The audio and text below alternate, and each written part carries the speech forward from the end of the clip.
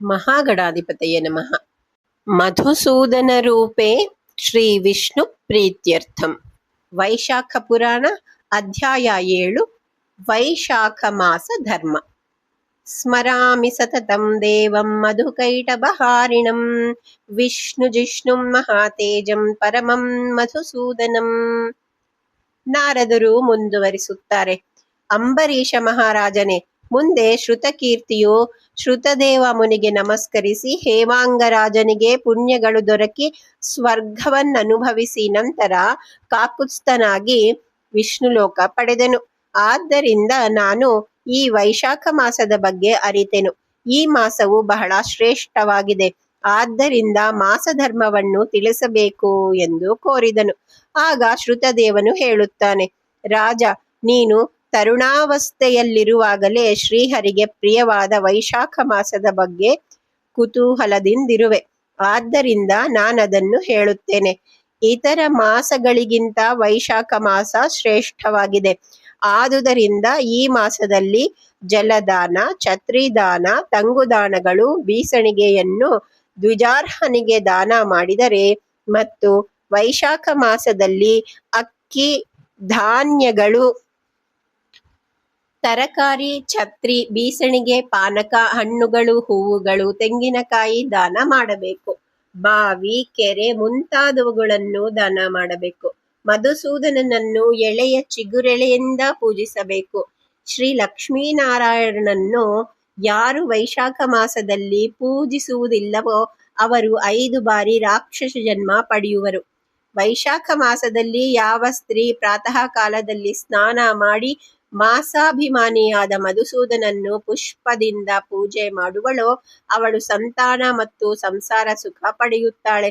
ಯಾವ ಸ್ತ್ರೀ ಈ ಪೂಜೆಯನ್ನು ಮಾಡದಿರುತ್ತಾಳೋ ಆಕೆಯಿಂದ ಆಕೆಯ ಪತಿಯು ಆಯುಷ್ಯ ಕ್ಷೀಣಿಸುತ್ತದೆ.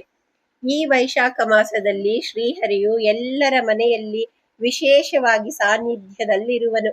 ಆದ್ದರಿಂದ ಈ ಮಾಸ ಪೂಜೆಯನ್ನು ಮಾಡದವನು, ಅಂದರೆ ಈ ವೈಶಾಖ ಮಾಸದಲ್ಲಿ ಶ್ರೀ ಲಕ್ಷ್ಮೀನಾರಾಯಣನನ್ನು ತಿರಸ್ಕರಿಸಿದವನು ನರಕವನ್ನು ಪಡೆದು 5 ಬಾರಿ ರಾಕ್ಷಸ ಜನ್ಮ ಹೊಂದುತ್ತಾನೆ. ವೈಶಾಖ ಮಾಸದಲ್ಲಿ ಅನ್ನ ಹಾಗೂ ನೀರನ್ನು ದಾನ ಮಾಡಲೇಬೇಕು. ಇಲ್ಲದಿದ್ದರೆ ನೀರು ನೀಡದವ ಜಂತುವಾಗಿಯೂ ಅನ್ನದಾನ ಮಾಡದವ ಪಿಶಾಚಿಯೂ ಆಗಿ ಜನಿಸುತ್ತಾರೆ. ಶ್ರುತದೇವನು ಹೇಳುತ್ತಾನೆ, ಈ ರೀತಿಯಾದ ಒಂದು ಘಟನೆಯನ್ನು ನಾನು ಕಂಡಿದ್ದೇನೆ. ರೇವಾ ನದಿಯ ದಡದ ಮೇಲೆ ಒಂದು ಪಿಶಾಚಿಯು ವಾಸವಾಗಿತ್ತು. ಅದು ತನ್ನ ಮಾಂಸವನ್ನು ತಾನೇ ತಿನ್ನುತ್ತಿತ್ತು. ಆ ಪಿಶಾಚಿಯು ನನ್ನ ತಂದೆ ಎಂದು ನನಗೆ ತಿಳಿಯಿತು. ಹಸಿವು, ಬಾಯಾರಿಕೆಯಿಂದ ಅದು ಬಹಳವಾಗಿ ಬಳಲಿತ್ತು. ಅದರ ಬಾಯಾರಿಕೆ, ಹಸಿವು ಹೆಚ್ಚಾಗಿ ತೊಡಗಿತು. ಅದರ ಗಂಟಲಿನ ಸೀಳು ಬಹಳ ಚಿಕ್ಕದಾಗಿದ್ದರಿಂದ ತಿಂದ ಅದರ ಮಾಂಸ ಹೊಟ್ಟೆಗೆ ಸೇರುತ್ತಿರಲಿಲ್ಲ. ಅದಕ್ಕೆ ನೀರಿರುವ ಜಲಾಶಯ, ಬಾವಿಯನ್ನು ಕಂಡರೆ ಓಡುತ್ತಿತ್ತು. ನಾನು ಗಂಗಾ ಯಾತ್ರೆ ಮುಗಿಸಿ ರೇವಾ ನದಿಯ ದಂಡೆಗೆ ಬಂದೆನು. ಅಲ್ಲಿ ಪಿಶಾಚಿಯು ನನ್ನನ್ನು ಕೊಳ್ಳಲು ಬಂದಿತ್ತು.